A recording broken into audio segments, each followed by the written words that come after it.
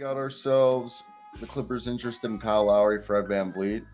And this deal, I said, was the only way it could be done is obviously John Wall's in it, but the deal is either like John Wall and Reggie Jackson and Robert Covington, or like Robert Covington and Marcus Morris. I don't even fucking know how you get this deal. Yeah. Kyle Lowry's hard to get that deal done. Fred VanVleet's a little bit easier because you could be like, all right, here's John Wall and Robert Covington, and I think you can just throw on maybe like Amir Coffey, and that gets the deal done. I personally think, look, if I was any team, if you're trying to decide between Kyle Lowry and Fred VanVleet, I mean, they're both 30-year-old point guards, but I'd go for Fred VanVleet because I know at least this isn't the second season of him being bad. That's 30. Like, correct me if I'm wrong. If you had to choose between right now Kyle Lowry and Fred VanVleet, you're choosing Fred VanVleet because this is his first bad season. You're not because Kyle Lowry, this is his second bad season.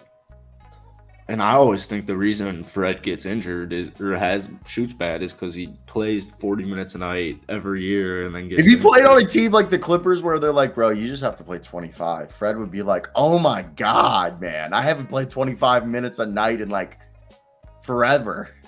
The one caveat is if he's testing free agency, if he's denying his player option regardless, you would tamper. I'm just saying, money-wise, he's not going to like playing that little. Well, what I'm saying is you would tamper in terms of he would call up his agent.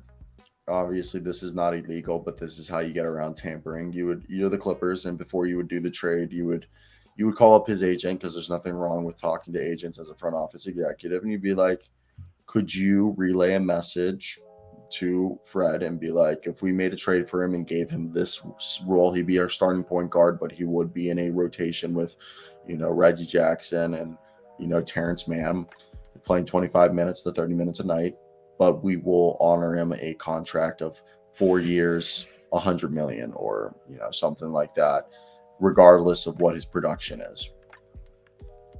What if you screw me over?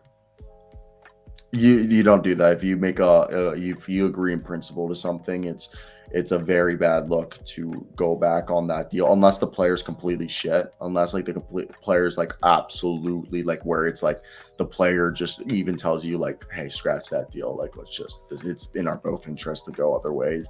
This didn't work out. Most of the time when you agree in principle to a deal under the table before, because you can't re-sign during the season, it's a very bad look to renege from that deal, because in future references, if you try to do that again, a player will tell you, go fuck yourself. I remember what you did to Fred VanVleet.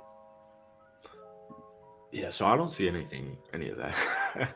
Oh, well, I agree, because why would you trade for Fred VanVleet right now when he's clearly going to go into free agency?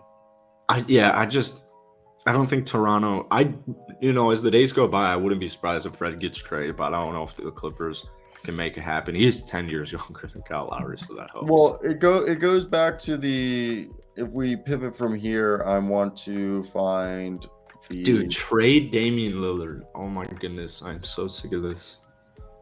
I'm trying to find the Jay Crowder offer.